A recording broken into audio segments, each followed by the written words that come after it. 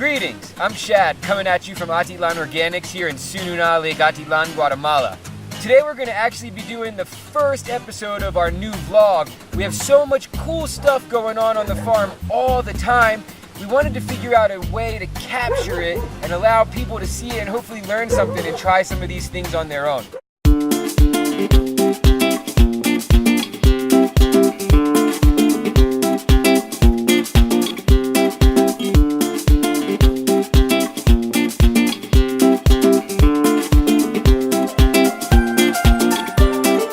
I start most of my mornings is by getting up and taking a walk through the farm and harvesting a few things that are ripe. So today actually I'm going to hit this lime tree. The limes are popping off. I have plenty of trees actually. There's more than a dozen lime trees on the farm that are fruiting. So we're going to use some in our lime water morning and evening, but we're also going to preserve some, candy some of the rinds, do a bunch of stuff.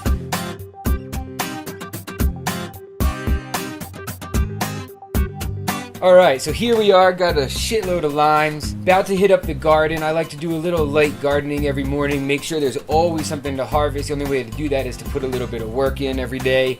But before we do that, I just want to tell you what we're actually up to on the farm today. We've been working for the past few days on a whole new setup to start raising day-old chicks. The thing is, for 4 years we've done it without any supplemental heating and never really had any problems. But this past year we raised them and we lost 50% in the first 3 days. Now I'm sure it was probably some sickness, but it was definitely because they were cold and we didn't have the supplemental heat. And so the book review today is the best book for baby chicks, which is called Success with Baby Chicks. Robert Plamondon's super cool. He has a website. I'll put the link to this book and to his website. On the back of the book it says, Lost Secrets of the Poultry Masters. And it really is true. This book is for ninjas, right? There's a bunch of different types of brooder houses. Ours is going to be an Adobe Bajarec, really basic natural structure that's quite small. And hopefully by next week we'll have 100 baby chicks on the farm.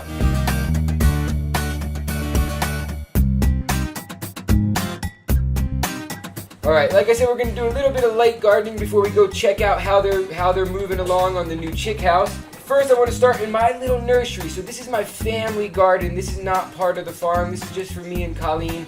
I will make the first note that this is not an optimal location for seedlings, right? Seedlings need full sun, and this roof does not give full sun. You're starting seedlings in a windowsill or something, and your seedlings get real long and really skinny and spindly. That's a sign that they don't have enough sunlight. They need more direct sunlight. From here, they get moved into our little family garden. This allows us to save a lot of space, save a lot of time, and take care of a lot of little plants in one small space. So that's really what I'm going to just do, is just hit them with a little bit of water, gently, hit these guys with a little more. What I want to do today is actually transplant some plants out into the garden. Most people know the weed plantain that has a similar looking leaf. This is just a different type of it, but almost exact same medicinal properties, and someone gave it to me, my friend Marcus, who we'll meet later. And then also he gave me this, which is I think ashwagandha, although I could be wrong. So we're going to pop these in, plus a couple other plants we'll grab from where this nursery is, where these plants sit. Alright, so today is like super exciting actually. I came out here to grab some plants from the nursery so we could go up and plant them. And I have some potatoes in bags, and there's a whole story about these potatoes that I'll spare you guys right now. But what happened today that made me so excited?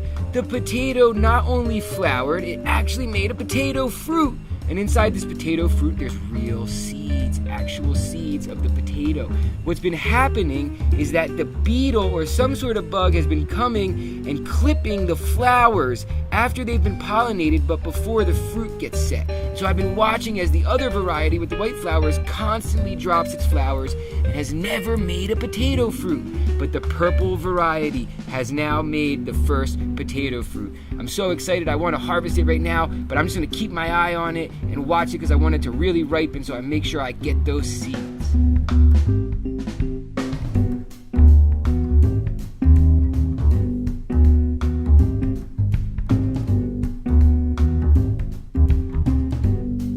So I just want to wang these eggplants into the ground. This bed I've already set up. I already turned it, pulled out again some more rocks. That little rock pile there is all that came out. Every time we change the crop, every time we harvest, we turn the soil a little and pull out some rocks. So what I'm gonna do now is just turn it up a teeny bit more, and then I'm gonna wang these eggplants right in there.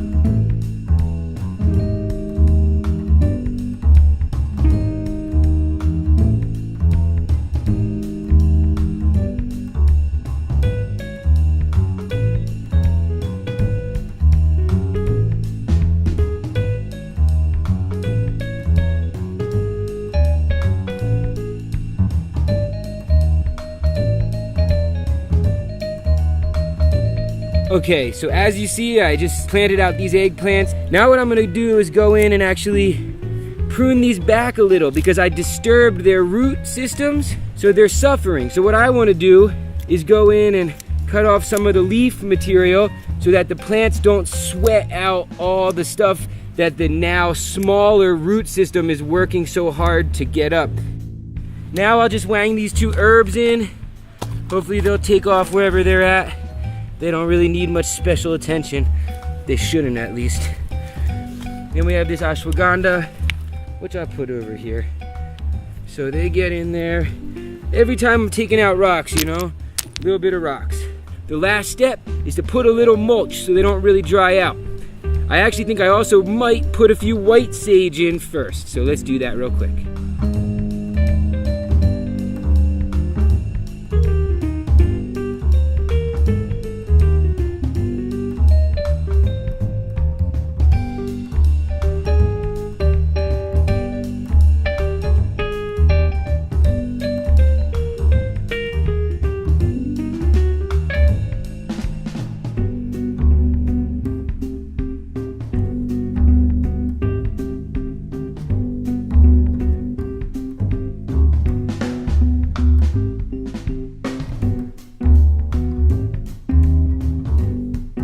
So in order to finish up this little light gardening chore that we started, we have to put some mulch on it. The best mulch that we have on our farm comes out of our chicken house here. This is our only compost pile. Everything goes in there. Today, we're just gonna dig what's on the surface because we want rough mulch or organic matter that can cover the soil, but also add a little bit of fertility. There's a goat in the chicken house! Meh! Meh! What, do you wanna be a chicken? Meh. Meh.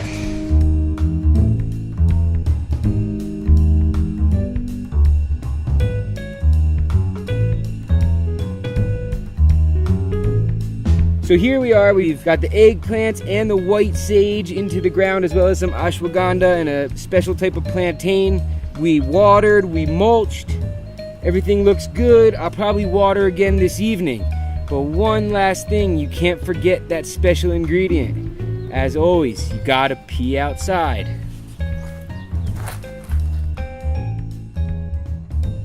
So here we are at the Bamboo Guesthouse, which is the guest house that houses people who come to work and stay on the farm. This is where we're gonna be building our chick house to raise the day-old chicks. You might be wondering why we would be raising chicks at a guest house and not on our farm. Thing is, our farm is fully off the grid and we have some electricity but not enough to run 24-hour heat lamps for 100 or 200 chicks. Before we go anywhere else, I just want to give a shout out to Antonio. Antonio is the master chef here at the Bamboo Guesthouse. ¿Cómo va, Antonio? Bien, gracias. Qué bueno. All right. So, ¿qué haces para el almuerzo hoy? El almuerzo contiene un quiche de verduras. Wow. Servido con puré de frijol blanco. Oh, yeah. Y papas y camotes a la hierba y ensalada. Eso es lo que lleva el plato del almuerzo. Bueno. Qué bueno. Y el frijol blanco tiene un poco de mantequilla también, ¿verdad? Sí, así es. Ajá, sí, qué bueno. Es lo que tiene. So yeah, for all you guys who don't understand what he's talking about, we're having a vegetarian quiche. Los huevos, ¿de dónde son? Era de la granja. Yes, with eggs from the farm and some vegetables from the farm, a farm salad. We're having blended white beans with a little bit of butter, super dank, and papas, potatoes and camote a la hierba. Bam! Gracias, Antonio. De nada.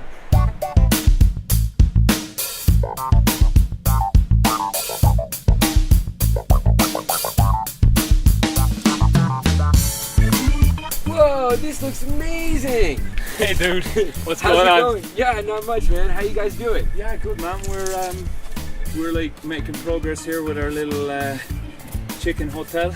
So we're doing like a little structure here for our baby chicks. So yeah, as you can see, you know, it's coming along. I got two great volunteers here, Doran and Jackie. This crazy Irishman is Neil, by the way. Nice to meet you, everyone. Sweet. So you gotta tell us, you gotta let us know what happened. When I last was here, really, this was just like a mountain of weeds. As we cleaned, as we made the terrace, this is all rocks here. So the first thing we did was bring the rocks down, make a little rock wall here.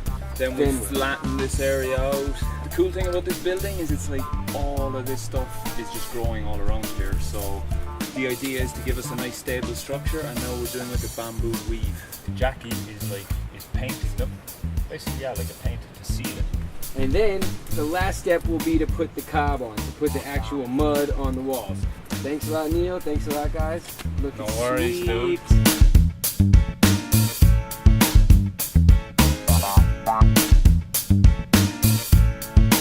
All right, sweet. So as you guys just saw from Neil and the volunteers, this wattle and daub chicken house is really taking off, looking nice.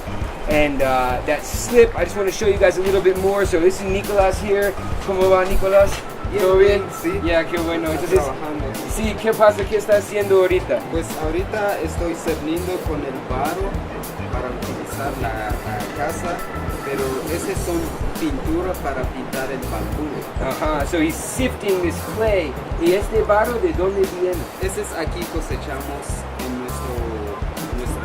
And this will be used mixed with water and used as a paint to paint on the bamboo. ¿Y para qué sirve? Cuando pintar el bambú, ¿para qué hace esto?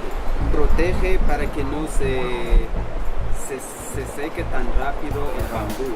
And so this is, it protects and helps keep the bamboo longer, and para agarrar el lodo. Agarrar el lodo y ayudo con el pedazo de bambú. Yeah, and so it helps the bamboo hold that soil. If you had a good time, we hope you enjoyed this new format. We'll be seeing a lot more of myself and Neil and Nicolás and Antonio, lots of volunteers and people from all over the world. So if you like it, subscribe to our Mildly Families YouTube channel, and don't forget to pee outside. Bang!